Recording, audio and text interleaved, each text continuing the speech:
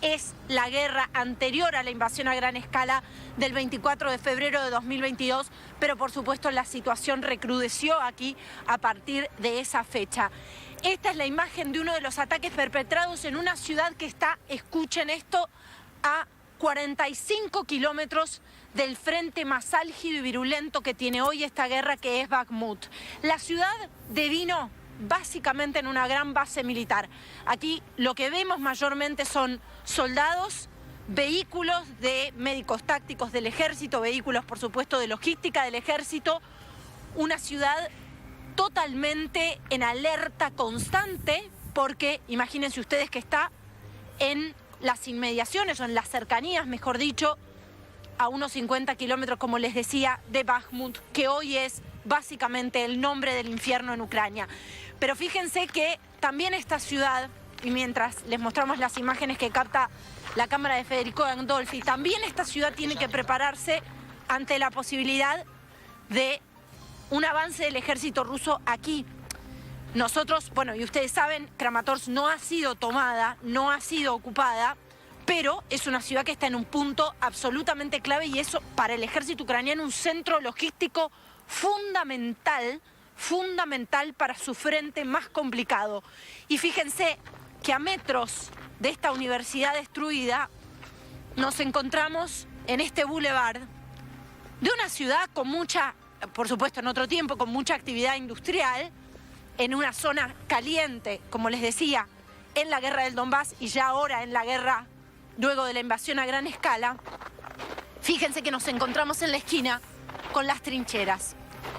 Las trincheras que se han dispuesto aquí ante la posibilidad de una avanzada concreta de las fuerzas rusas sobre la propia ciudad de Kramatorsk. Kramatorsk, además de ser epicentro de ataques como el que les mostraba recién a unos metros de la universidad, Kramatorsk fue además el escenario de uno de los ataques más brutales y más claramente representativos, por decirlo de alguna manera, del foco que ha puesto Vladimir Putin en aterrorizar a la población. ¿Recuerdan ustedes las imágenes de esa estación de tren que uno decía, si hay algo que no pueden golpear son las estaciones de tren en los primeros días de la guerra, las primeras semanas, sí, por la cantidad de gente que huía?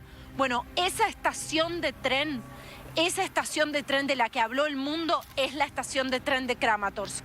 Ese ataque se perpetró aquí en esta ciudad que ha sido testigo, como muy pocas otras ciudades en Ucrania, de la brutalidad de la guerra. Por supuesto, toda Ucrania es testigo de la brutalidad de la guerra, pero algunas ciudades realmente han conocido y conocen el terror y el estado de alerta permanente. Todas las noches, todos los días, en cada paso, en cada rincón. Por supuesto, buena parte de la población de este lugar se ha ido.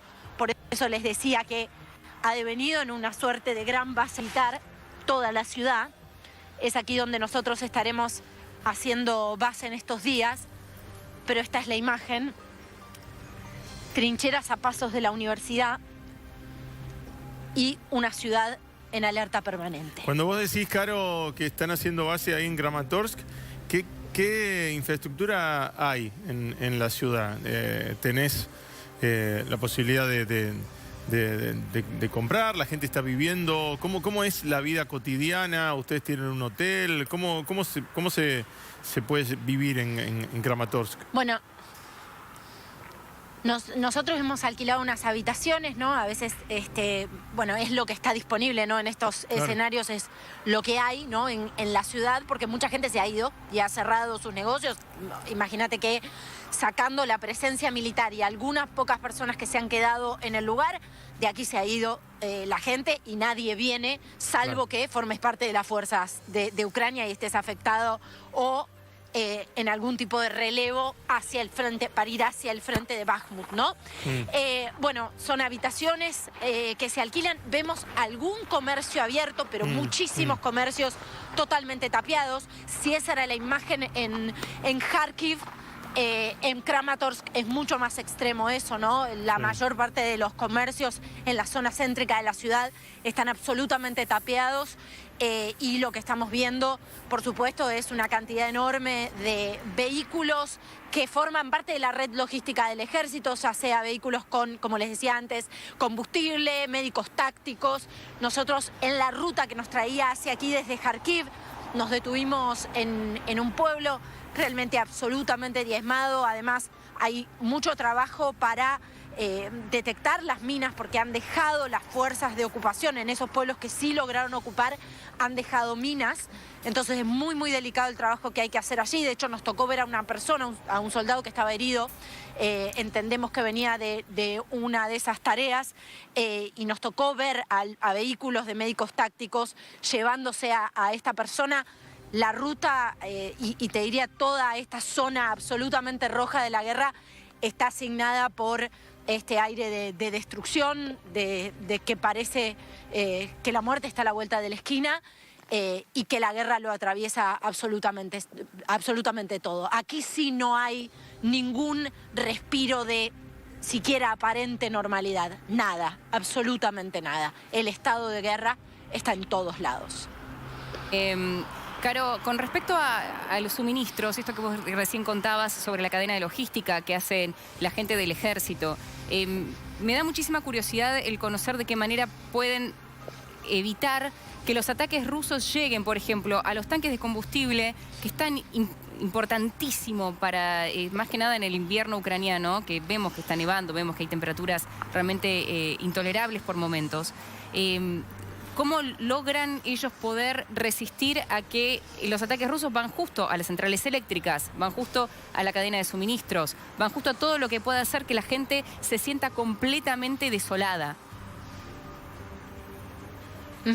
Vos sabés que es clave la pregunta que haces, Mariana. Eso forma parte, casi te diría, de un ejército paralelo. Ucrania tiene una resistencia paralela montada para la resiliencia a los ataques a su infraestructura estratégica.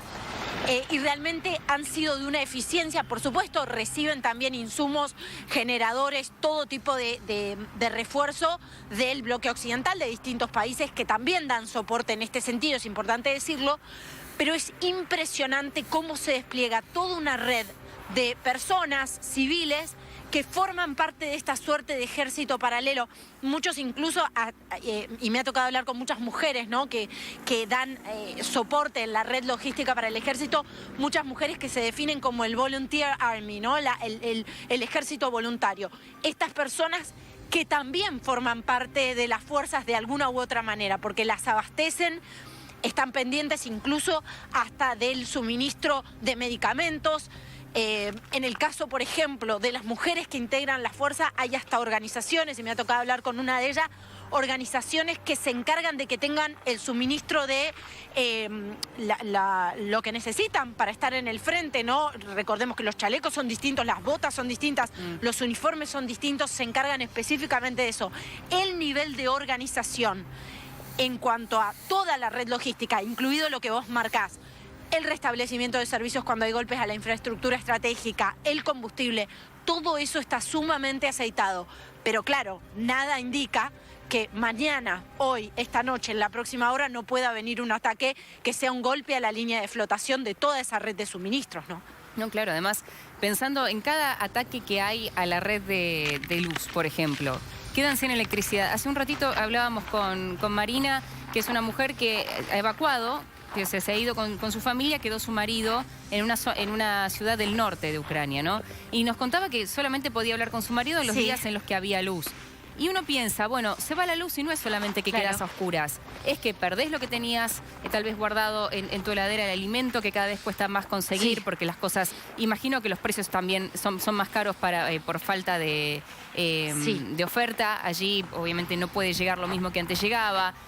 Porque también quedas incomunicado, porque ya las baterías se agotan y porque además el golpe anímico, ¿no? El miedo constante. Sí, absolutamente, absolutamente.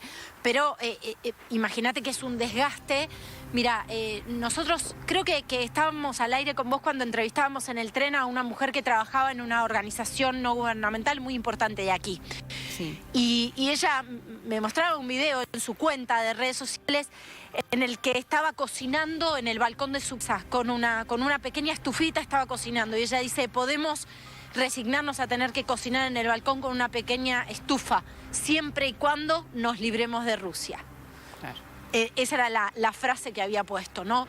Ellos tienen muy en claro de que esa resistencia frente también al esfuerzo que están haciendo y al sacrificio en la propia vida que están haciendo sus tropas, que esa resistencia forma parte también de la lucha cotidiana. Pero claro, Mariana, no hay que romantizarlo. Esto es profundamente desgastante e imagínate vos lo que significa, por ejemplo, para adultos mayores. De las pocas personas que vos ves circulando en estas ciudades y que quedan como pobladores del lugar, son adultos mayores, ¿no? Claro. Imagínate lo que significa para ellos amanecer y no tener luz 6, 7, 8 horas, Sirenas. no tener calefacción.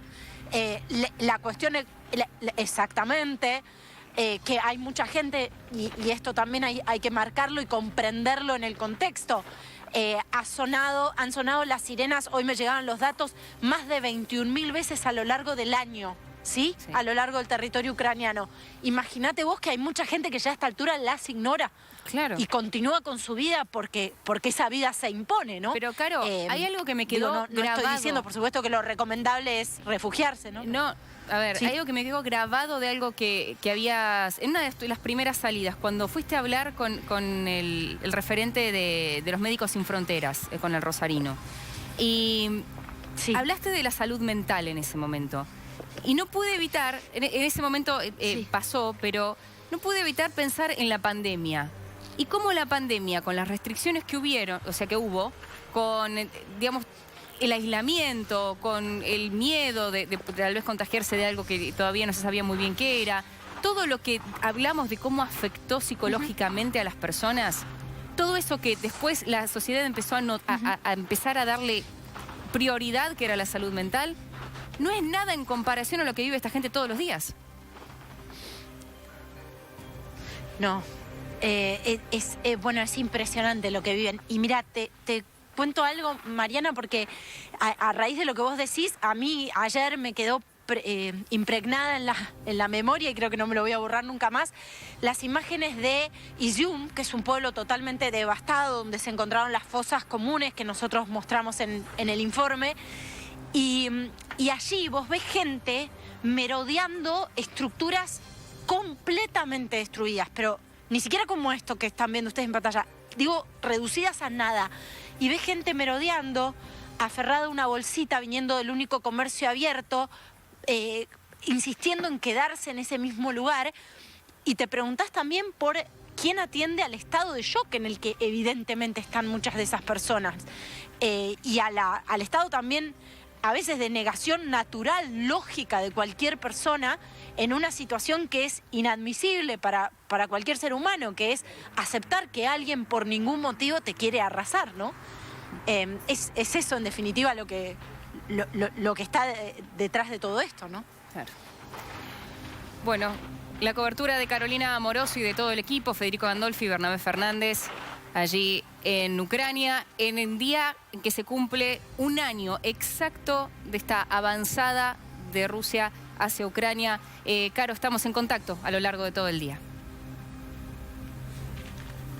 Muchísimas gracias, Marian Santi.